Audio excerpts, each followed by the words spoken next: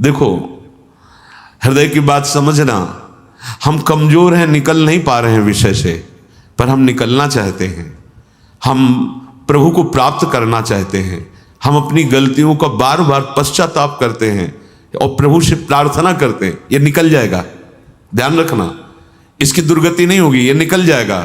आजीवन लड़ता रहे तो भी निकल जाएगा।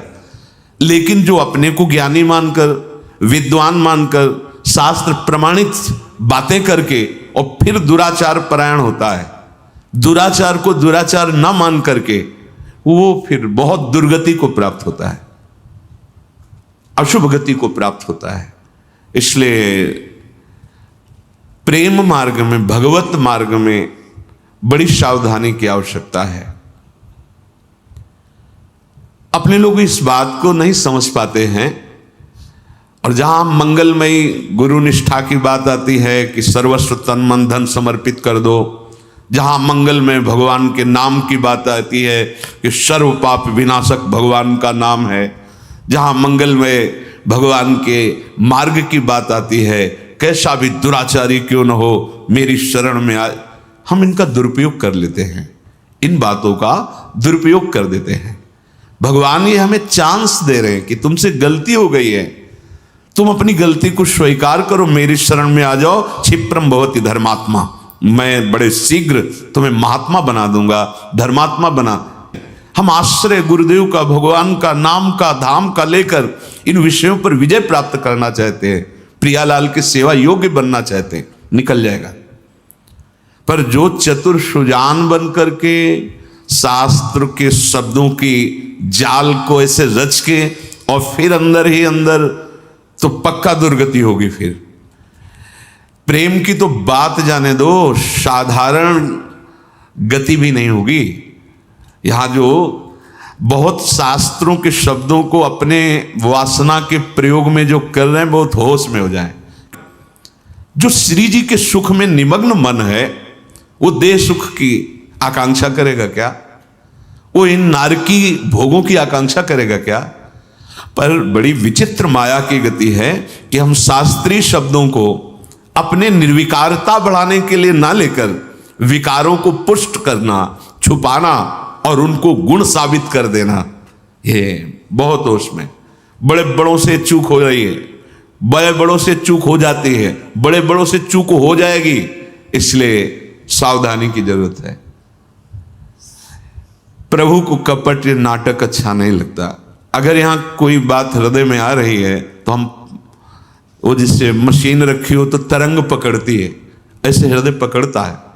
इस बात को आप जहां भी आवाज पहुंचे, जो भी जिस वेश में हो, जिस स्थान पे हो, जिस उपासना पे हो, इस बात को समझा जाए कि उपासना वासना को मिटाने के लिए है, वासना को पुष्ट करना, वासना को बढ़ावा देना और फिर शास्त्रीय शब्दों से प्रमाणित करना, ये बहुत हानि की बात है। इसलिए सारी की सारी विवेक शक्ति विषयों पर विजय प्राप्त करने के लिए है। यही तो बंधन है, यही तो देहाभिमान को पुष्ट करता है।